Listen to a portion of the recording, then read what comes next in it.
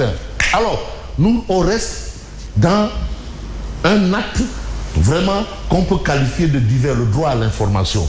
Parce que Tribune Quotidien nous dit que dëkk bi dafa metti. Sénégal, tant pis. Mais ana mu sax tant pis boobu. cuub na drapeau bi. dëkk bi dafa metti. Commerçant, paysan, ouvrier, chauffeur, boudjouman, fakman, maçon, borom saret,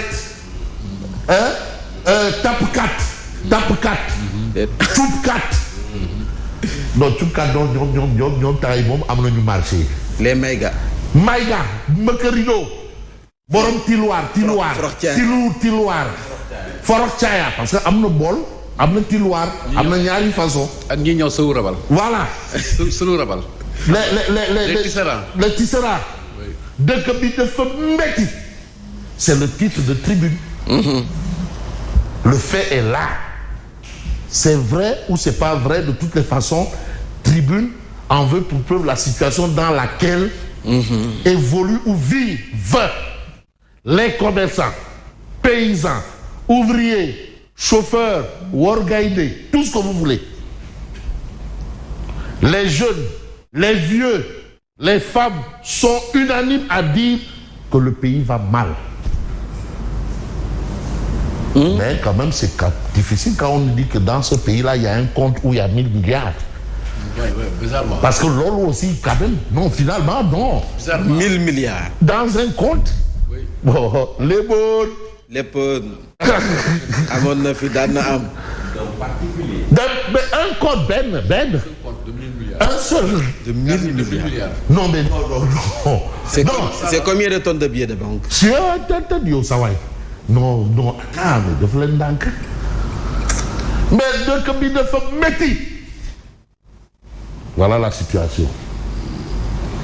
Les jeunes, les vieux, les femmes sont unanimes à dire que le pays va mal. Oui, fu ñu jëmale. Maanaam mbir ba ngok. Yéen a ngok. Sénégal a ngok. Place Soweto ngok. Mais comment se fait-il dëkk bi dafa métti?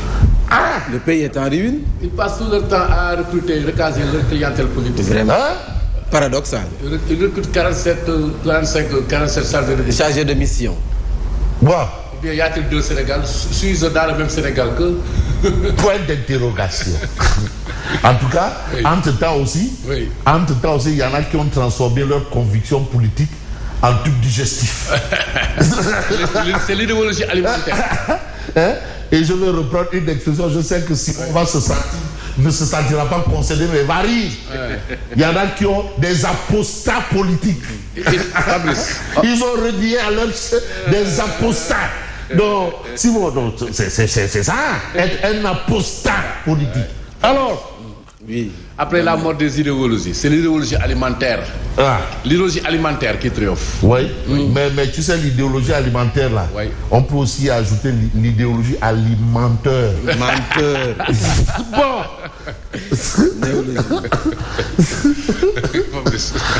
Des morts et disparus dans une pirogue partie de John War.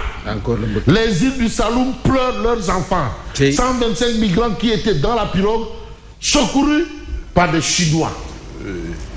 L'envie de partir face aux dispositions contre le mal de l'immigration, absolument. Mais vous avez sorti du Premier ministre sur la Casamance.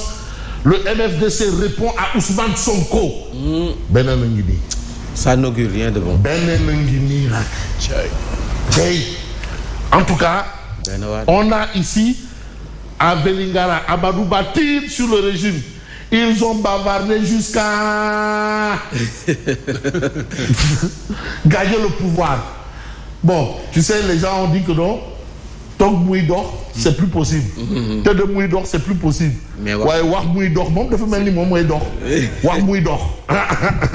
En tout cas, ils ont bavardé jusqu'à gagner le pouvoir. Non, il y a une image qui circule dans les réseaux sociaux. Gars, ils ont dit campagne.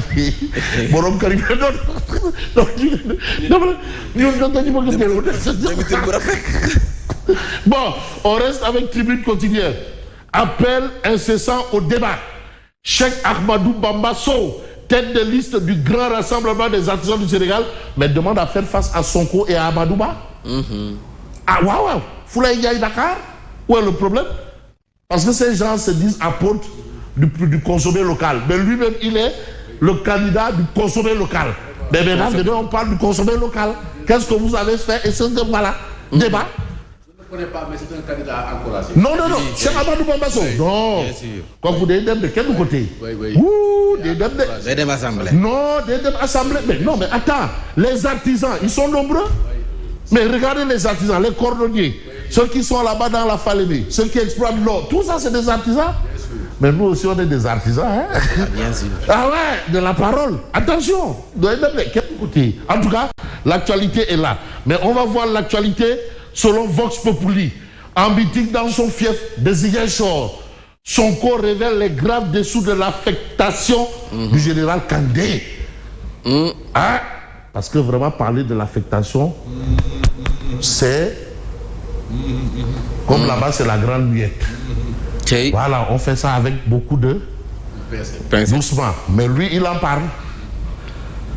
Pendant l'élection présidentielle, certains manœuvraient pour qu'elle n'aille pas à son terme ou que le président Bassirou Diomaye Faye ne soit pas installé. C'est un rapport qu'on a trouvé ici qui le dit. C'est pourquoi on a pris les décisions qu'il fallait.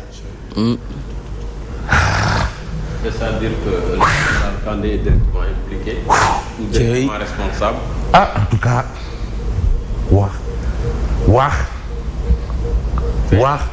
Feigne. Il menace de se foutre les langues armées et plumes déstabilisatrices. Quiconque voudra jeter de lui sur le feu, nous prendrons nos responsabilités pour qu'ils aillent pourrir en prison. À Rebus. Ce sont les propos de Ousmane Sonko. Attention, parce qu'il faut aller nang. Parce qu'on ne peut pas. Bon, de toutes les façons, on ne va pas changer de disque NAC. On va peut-être voir le soleil quotidien. Qu'est-ce que vraiment. De Anne. Non, ça est. Campagne. Par rapport à ça, si vous m'aidez à avoir 2 minutes pour lire l'essentiel. 2 minutes pour lire. Oui, parce que 2 minutes pour lire l'essentiel, quand même, a affiché un point important. Si. Oui, pour dire attention, laissez les militaires là où ils sont. Ils n'ont jamais voulu prendre le pouvoir. Vraiment. Bien sûr. Eux, ce sont des étoiles qui brillent dans le ciel de la République. Il faut les laisser là où ils sont. Tranquille, ils ne veulent pas le pouvoir. Non. Voilà, ça c'était 2 minutes pour lire l'essentiel. Entretien avec Ali Oundaou, les grosses révélations. Transhumance Sonko et la danse des vautours. Ça, c'est quand même quelque chose et des faits. Vous avez le public quotidien, mais Diomaye, Sonko et le pouvoir. Ça donne quoi? Une voiture, 2 volants à direction opposée. Voilà la situation. Diomaye est-il toujours Sonko? On a vu un journal qui avait dit ici Diomaye ou Sonko. Diomaye est-il toujours Sonko? Si le président cultive paix, concorde et sérénité, le PM est toujours dans la confrontation et touche des domaines sensibles. Soucieux du fardeau de sa responsabilité, de son bilan à terme, le fils de Ndiaga Niao semble prendre son destin en main. Ça, c'est ce que relève le public ce matin. Mais on va peut-être voir ce que un autre journal nous parle, parce que c'est important, il faut quand même voir les choses telles quelles. Le point actu, attention, Diomaye sur les violences politiques. Les auteurs seront poursuivis et condamnés, quel que soit leur parti. Ça, c'est comme ça. Mais vous avez ici Awagé qui lance le mouvement Respect Awa et soutient Racine Si pour les législatives. Situation politique, Massali charge Diomaye et Sonko. Le Sénégal vit des heures graves. Depuis 7 mois, l'économie est à genoux. Bon, d'accord, peut-être que certains ne comprennent pas ça ainsi. Mais ainsi va la vie. Le peuple quotidien, Massali, président du parti UNR, Pastef est déjà démonétisé en 7 mois. Démonétisé en 7 mois. 7 mois, rek, diarna. Mais le quotidien. Diomaye. Renégociation du contrat d'Aqua Power. Diomaye sort la tête de l'eau. Et le président a soutenu les intérêts du Sénégal seront pris en compte. Donc ce contrat-là, en tout cas, tout semble être rentré dans l'ordre ou dans le désordre, je ne sais pas. En tout cas, Diomaye sort la tête de l'eau par rapport à ce fait. Nous avons laissé tout ce qu'il faut dans nos tiroirs. Amadouba, sur le développement de la Casamance, tout est là-bas. Donc tout ce qu'on dit, on ne sait pas. J'ai envie de terminer avec Kodia, parce que vraiment, il y a eu un sujet là qui m'a un peu secoué là. Il y a des domaines, oui. C'est pas patate chaude ou patate froide. 2 minutes pour l'essentiel, c'est 2 minutes. 2 minutes, c'est où? Après, voilà. C'est ça, oui. Campagne électorale. Épargnez l'armée de vos sarcasmes. De Alfred Diallo à Kandé. Les généraux sénégalais n'ont jamais cherché le pouvoir. Ils sont les étoiles de la République. ngir yàlla boo fekkee Simon Faye nekk foofu di tëdd bàyyi leen ko bu nekk di ko laissez-le là-bas. Oui, attention. Bon, voilà la situation. Open press. Lundi 4 novembre à partir de 19h50. On a ça là. Bon, ben Oumar Diakité apparemment il n'est pas là. Et je vais peut-être m'en arrêter à ça parce que vraiment l'actualité elle est assez riche. Oui, très fort. Mais malheureusement, je n'ai pas le temps pour Oumar Diakité et je vous dis merci et bonne continuation. Merci à vous Fabrice Nguema, le journal.